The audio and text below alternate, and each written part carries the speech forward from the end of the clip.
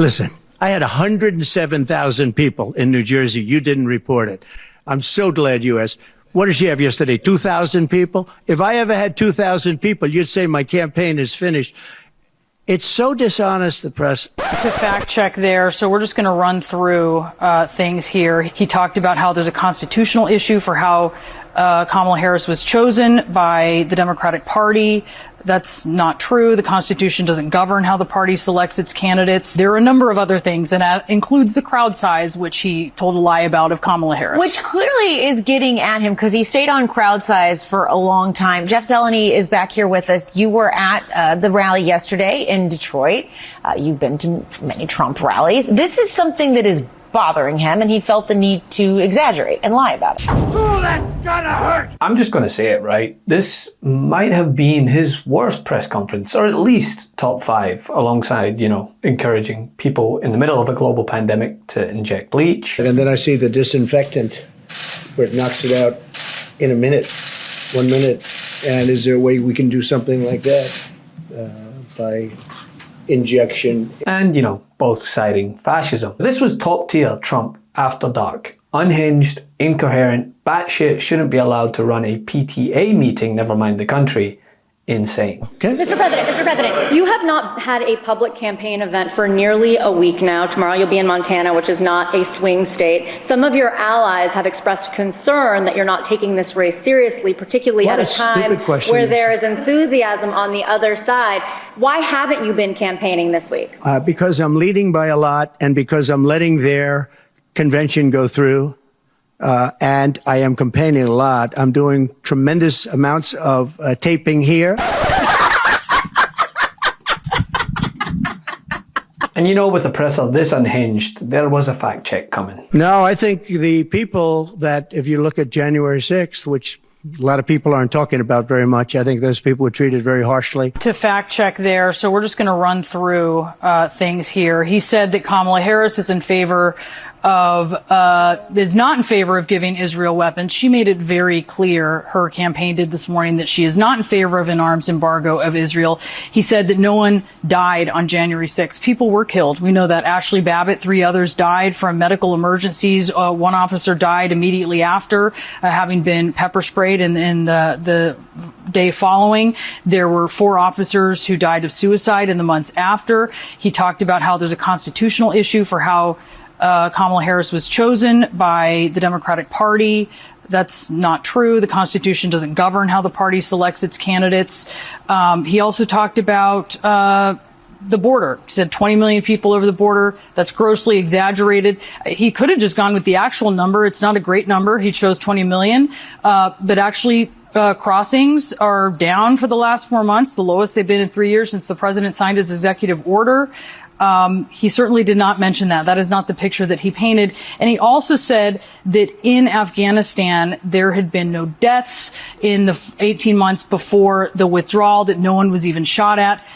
We'll tell that to the service members who were wounded in 2020. They certainly would disagree with what he said there. He is right, though, that no one died until the withdrawal. And that is in part because that 18 months he's talking about, that is the timeline for when his administration negotiated with the Taliban to secure a deal for the U.S. leaving Afghanistan. His administration negotiated that deal, and then he left the execution of that for the Biden administration.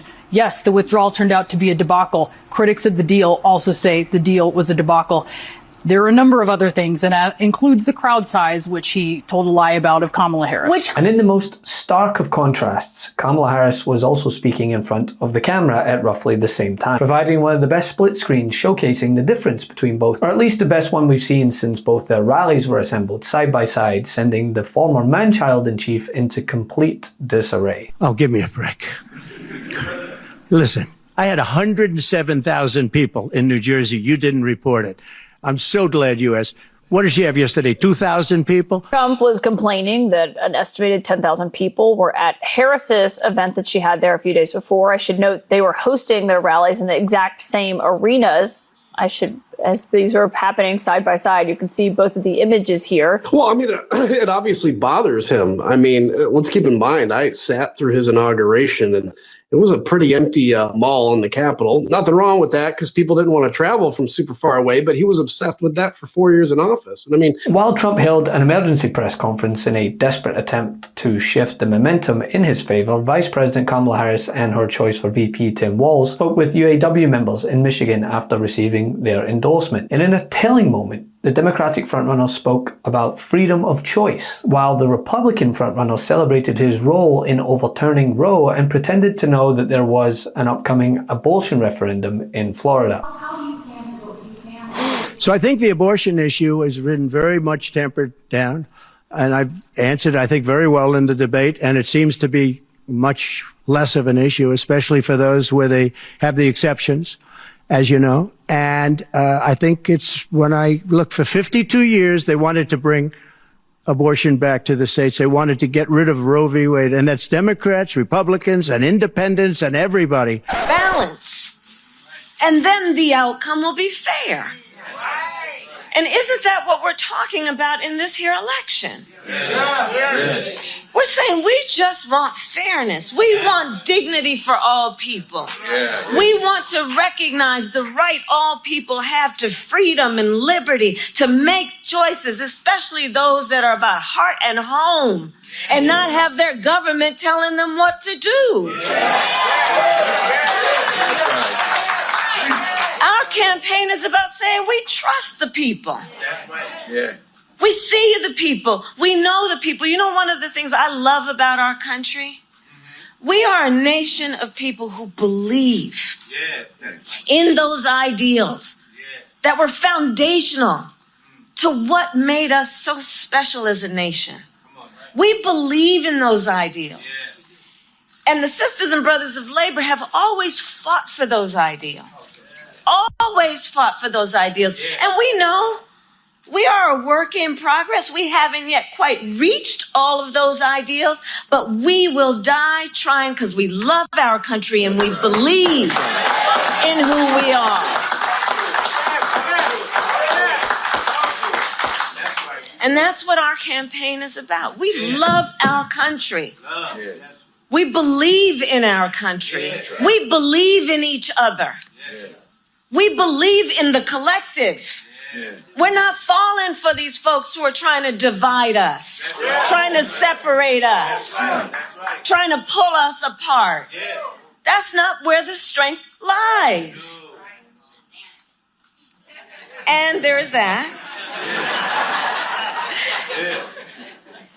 And so I say to all the members of UAW, and Sean Fain as the first who I talked to about this, I am so deeply honored as a lifelong supporter of union labor for Tim and I to have the endorsement of UAW. Yeah, most of his answers were like this, you know, the kid who didn't do the reading in class but gets called upon sort of thing. To vote on Florida's abortion referendum in November. How are you planning to vote on Florida's abortion referendum this November? Well, I'm going to announce that. I'm going to actually have a press conference on that at some point in the near future, so I don't want to tell you now. But Florida does have a vote coming up on that, and I think probably the vote will go in a little more liberal way than people thought. But I'll be announcing that at the appropriate time. Please. Here's what I don't understand, right? Aside from the obvious when you put these two side by side, who's advising Trump that this was a good idea? Is it the same person that said his appearance at the NABG was a stellar choice? Because look how that worked out. Well, I think that what the questioners were transposing was the sentiment that a majority of Black Americans feel towards former President Donald Trump. This is somebody whose overtures to the Black community have consisted of things like, you know, I'm in the sneaker business and they'll love that. Or I have more convictions now that I'm a felon, maybe Blacks will like me more.